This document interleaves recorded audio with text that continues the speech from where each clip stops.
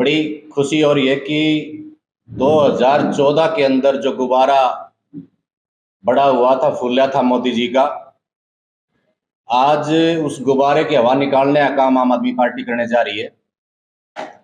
आपके भिवानी शहर से लोकल बॉडी के अंदर आज आपके बीच में भाजपा से पूर्व जिला अध्यक्ष, युवा मोर्चा और वर्तमान में ये ग्रीवेंस कमेटी के सदस्य हैं हरियाणा सरकार के अंदर, पवन ठाकुर जी आज ही आम आदमी पार्टी को ज्वाइन करने जा रहे हैं।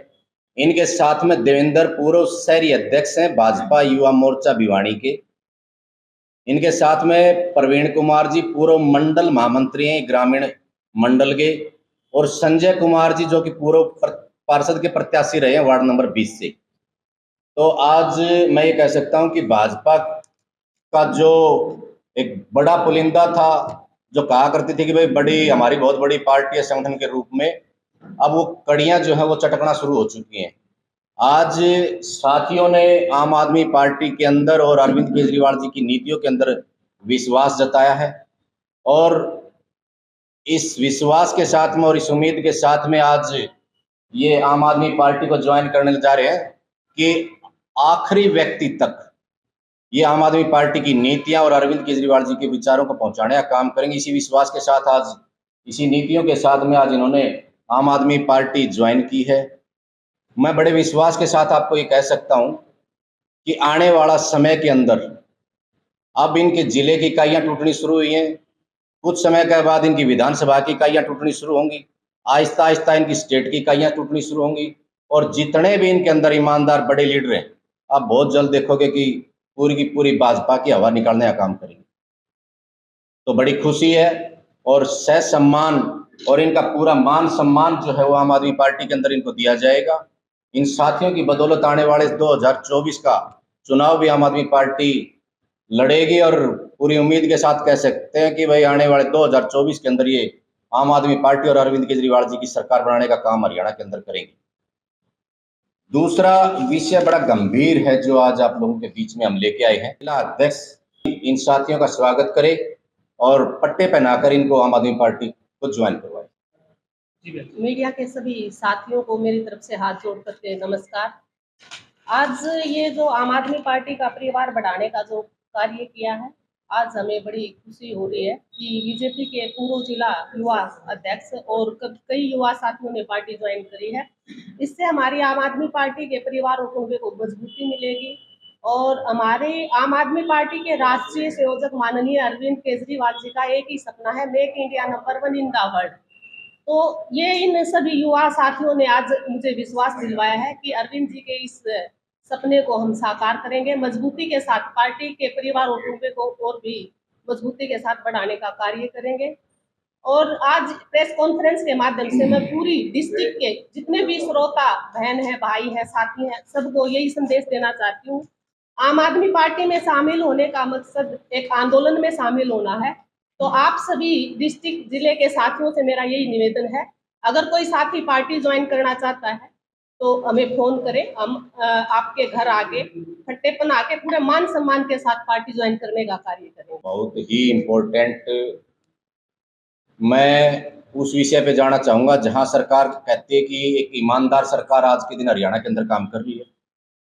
जहां मनोहर लाल खट्टर जी ये बात कहा करते थे कि ये बिना पर्ची और बिना खर्ची वाली सरकार है, आज मैं आप लोगों के सामने एक इतना बड़ा एजेंडा, एक गिरोह जो कि पूरे स्टेट के अंदर, जहां इन्होंने एक एजेंडा चलाया कि एक पोर्टल दिया किसानों को, किसानों की फसल बेचने के लिए, कि मेरी फसल मेरा ब्यौरा। आज उस पोर्टल के ऊपर ऐसी ऐसी धांधलियां हो रही हैं, आप सुन के चकित हो जाओगे। अकेले तुसाम विधानसभा के अंदर पता लगा कि एक एक गांव के 200 से 250 तक एकड़ जमीन के ऊपर इन गिरोह ने कब्जा कर लिया है।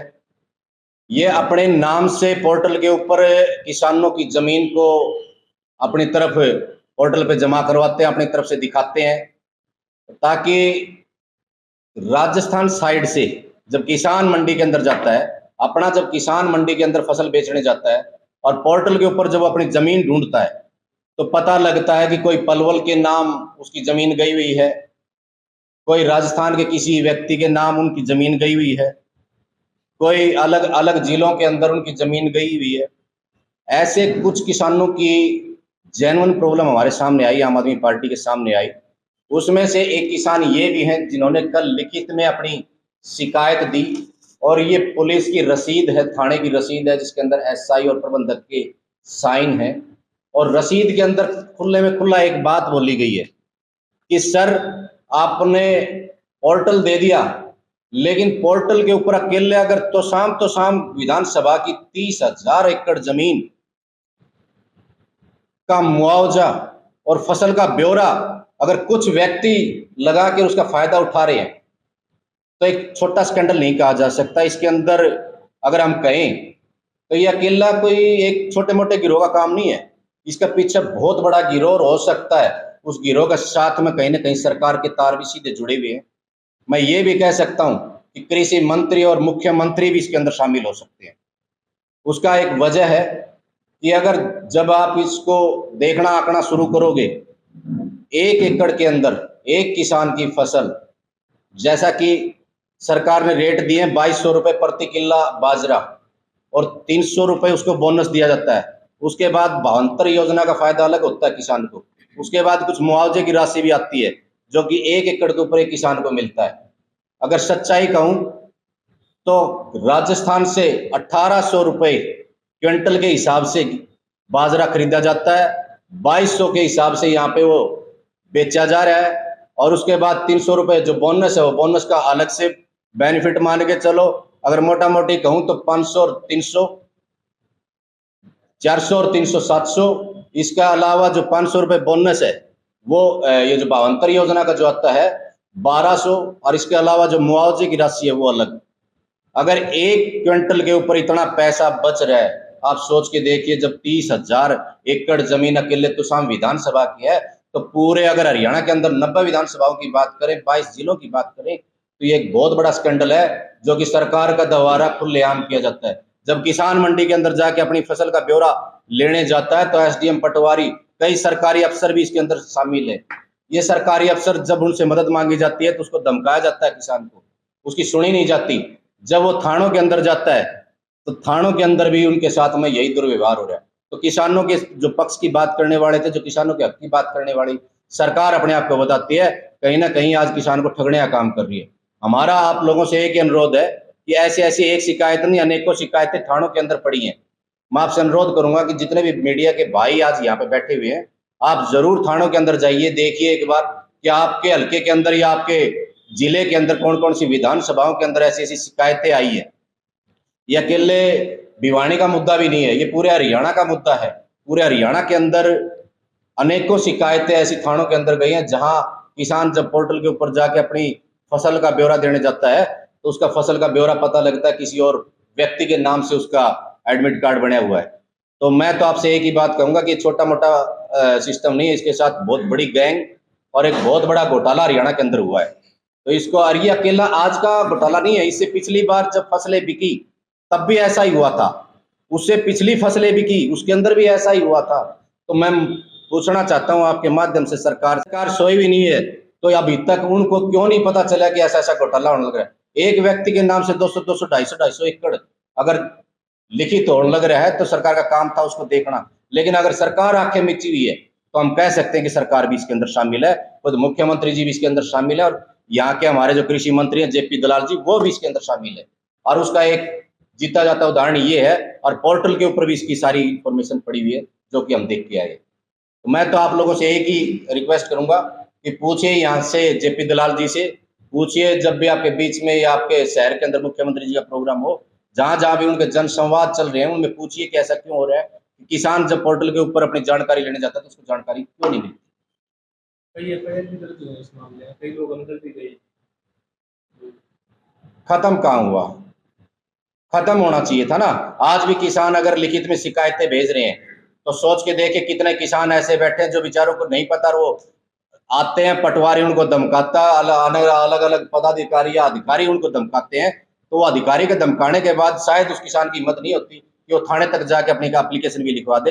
लेकिन आम आदमी पार्टी पुरजोर इस चीज का विरोध करती है, और आम आदमी पार्टी किसानों की आवाज के रूप में इस आवाज को आगे तक उठाएगी, चाहे हमें सदन से लेकर सड़क तक अगर संघर्ष करना पड़ा तो हम पीछे नहीं हटेंगे। राजस्थान बॉर्डर के नाके लगे हैं। राजस्थान से राजस्थान को आप नहीं रोक सकते, अनेकों रास्ते और भी हैं, अलग अलग विधानसभाओं से भी रास्ते आते हैं। मैं आपको अभी कह सकता हूं कि मैं सुबह जब राजस्थान से हरियाणा के अंदर मैं प्रवेश करने लग रहा था कोई एक नाका भी मुझे तो दिखाई नहीं दिया, लेकिन हो सकता है आपकी नॉलेज में अगर बताया गया हो तो एक बार नाकों के ऊपर किसी ईमानदार व्यक्ति को बिठाइए ताकि इस टाइप का गिरोह पकड़ा जा सके। इसके साथ एक बात कह सकता हूं कि एक किसान के पास में 10-12 किले का पोर्टल के ऊपर जमा होता है, लेकिन यहाँ एक ही किसान का 250 से 300 एकड़ तक पोर्टल के ऊपर जमा हो रखा है। उसी के नाम से वो एकड़ दिखाए जाते हैं, उसी के नाम से उनका मुआवजा जाता है, उन्हीं के नाम से उनकी भावांतर योजनाएं जा रही हैं, उन्हीं के नाम से वो फसलें बिक रही हैं। तो आप सोच सकते हैं कि कुछ गिरोह हैं जिन्होंने पूरे हरियाणा को किसानों की जो गाढ़ी कमाई थी उसको छीनने का काम किया है। अभी आपने कहा कि जो मैं बिल्कुल मानता हूं हर पार्टी के अंदर ईमानदार लोग हैं। हम अकेले बीजेपी नहीं, सभी पार्टियों से आह्वान करते हैं जितने भी ईमानदार लोग हैं चाहे वो किसी भी पार्टी में हो, आम आदमी पार्टी में आए, हम उनका पूरा मान सम्मान करेंगे और चाहते हैं कि ईमानदार पार्टी में आके उनको एक अच्छा प्लेटफॉर्म मिलेगा, एक ऐसा मंच मिलेगा जहां से वो अपनी आवाज पुरजोर तरीके से उठा सकते हैं। यहाँ किसी के पैर छूने की जरूरत नहीं है। ये पार्टी वो पार्टी है जहां पे आपका आत्म सम्मान, आपका मान सम्मान पूरा दिया जाता है। मैं बड़े विश्वास के साथ आपको एक बात कह सकता हूँ, आम आदमी पार्टी देश को बदलने के लिए बनी है। आम आदमी पार्टी का उद्देश्य है देश के अंदर वो क्रांतिकारी सिस्टम, वो चीजें चेंज करने का इसका पूर्ण रूप से मकसद है, ताकि बिजली, पानी, शिक्षा, स्वास्थ्य जैसी मूलभूत तो जो सुविधाएं वो आम जन तक पहुंचा सके। रही बात आम आदमी पार्टी के अंदर गुटबाजी की, आज तक आम आदमी पार्टी के अंदर अगर कोई छोटी मोटी बात होगी हो सकता है आप किसी लोकल कार्यकर्ता की अगर कोई छोटी मोटी बात कर रहे हैं तो मैं नहीं कह सकता, लेकिन जितने पदाधिकारी हैं आज एक लय में खड़े हैं। हमारा डीआई सुप्रीमो है इस टाइम के ऊपर, और सुप्रीमो के कहने पे पूरी की पूरी टीम एक साथ चलती है, चाहे स्टेट का कितना बड़ा पदाधिकारी हो, चाहे स्टेट का कितना ही छोटा कार्यकर्ता हो। जब प्रेस कॉन्फ्रेंस होती है आपकी, ना तो आपको प्रेस कॉन्फ्रेंस करती है वो भी नजर आते हैं, ना जो पीछे चुनाव लड़ा था चेयरमैन का वो भी नजर नहीं आते। तो ये गुटबाजी पता नहीं है, आपने पीछे ही कॉन्फ्रेंस के अंदर देखा होगा, दलजीत जी भी बैठे रहते हैं, हमारी बहन इंदु शर्मा जी भी बैठी होती हैं, लेकिन कई कारण ऐसे होते हैं जैसे कि आज की ज्वाइनिंग का कारण है, तो कारण के अंदर अगर सारी टीम को अगर आज बुलाएं तो परिवार जोड़ो अभियान इस टाइम के ऊपर हरियाणा के अंदर चला हुआ है। आज सारे साथी पूरी तरह से कमर कसे हुए हैं कि एक एक परिवार को आम आदमी पार्टी के साथ जोड़ने के लिए निकले हुए हैं। तो कुछ साथियों की ड्यूटी लगा के इस काम को करना भी हमारे लिए बहुत जरूरी है, क्योंकि पार्टी बढ़ेगी तो ही आगे तक फैलाव होगा, और फैलाव होगा तो आने वाले 2024 में हरियाणा में सरकार बनेगी। तो आपके साथ बीजेपी के मिला क्या मानते हो लोगों से मिलेगी, क्योंकि अगर लोगों से बिल्कुल हरियाणा ऐसी बात नहीं है। देखो, अलग अलग पार्टियों के अंदर अलग अलग नेता बैठे हैं, कुछ विचारधारा कुछ सोच के साथ में वो उस पार्टी के अंदर गए थे, लेकिन जब वो चीजें उनको वहां नहीं मिली तो अच्छी बात है कि एक देशभक्त पार्टी के साथ में वो आए, और आने वाले समय में उन्होंने अपनी जिम्मेवारियों को संभाल के जब इस पार्टी के लिए काम करेंगे तो पार्टी के अंदर एक विचार, एक झंडा और एक सिस्टम चलता है, वो उस सिस्टम के अनुसार आहिस्ता आहिस्ता आप देखोगे कि उस विचारधारा से इस विचारधारा में आने के बाद एक बड़ा बदलाव आप लोगों को साथियों के अंदर दिखाई देगा, और इससे पार्टी मजबूत भी होगी। दूसरी बात गुटबाजी वाली, देखो हम बड़े खुले विचारों के व्यक्ति हैं और एक बात बड़े खुले में बोल देते हैं। अरविंद जी ने खुला मैसेज दिया बड़े स्टेज से, संदीप पाठक जी जो कि हमारे राष्ट्रीय संगठन मंत्री हैं उन्होंने भी खुला मैसेज दिया स्टेज से, नेताओं को भी खुला मैसेज है स्टेज से, कार्यकर्ताओं को भी खुला मैसेज है स्टेज से। तो कार्यकर्ता क्यों गुटबाजी करेगा? कार्यकर्ता को पता है कि तू तेरे काम से आगे जाने वाला है, वो अपने काम में विश्वास रखता है और अपने काम से आगे बढ़ेंगे, और काम करने वालों को पार्टी प्रोत्साहन भी देगी, उनको मान सम्मान भी देगी और बड़े बड़े पदों पे आसीन भी करेगी। संभावनाएं बहुत हैं। मैं कल भी लोहारू विधानसभा के अंदर कई साथियों से मिलकर आया हूँ। आने वाले समय में आपको चौंकाने वाले ज्वाइनिंग भिवानी जिले से मिलेंगी। पूरे भिवानी जिले में कई साथियों से संपर्क, कुछ थोड़ा सा समय ले रहे हैं, आने में थोड़ा बहुत टाइम मांगते हैं, लेकिन अब ये ज्वाइनिंग का जो सिलसिला चल पड़ा है ये रुकने वाला नहीं है, लगातार ये सिलसिला चलता रहेगा और आहिस्ता आहिस्ता भिवानी के अंदर आप आम आदमी पार्टी को मजबूत होता हुआ देखेंगे। अभी इलेक्शन में मात्र कुछ महीने रह गए हैं, इस दौरान तो होती है। मैं ये कह सकता हूँ कि इस जगह से कि आम आदमी पार्टी वो पार्टी है जहां सबसे पहले शुरुआत होती है ज्वाइनिंग की। अभी तक किसी पार्टी की तरफ से कोई ज्वाइनिंग नहीं हुई है, लेकिन आम आदमी पार्टी ने अपनी ज्वाइनिंग प्रोग्राम शुरू कर दिया है। आहिस्ता आहिस्ता परिवार जोड़ो अभियान चला, जैसे जैसे हमारे साथी धरातल तक जाएंगे, घर घर तक जाएंगे, तो वो भी बहुत सारी ज्वाइनिंग जो है वो निकल के आएंगी। और आहिस्ता आहिस्ता ये प्रोग्राम अब चलता रहेगा। आप लोगों का बार बार हमें साथ चाहिएगा और उम्मीद करते हैं कि आप लोग इस मामले में हमारा पूरा साथ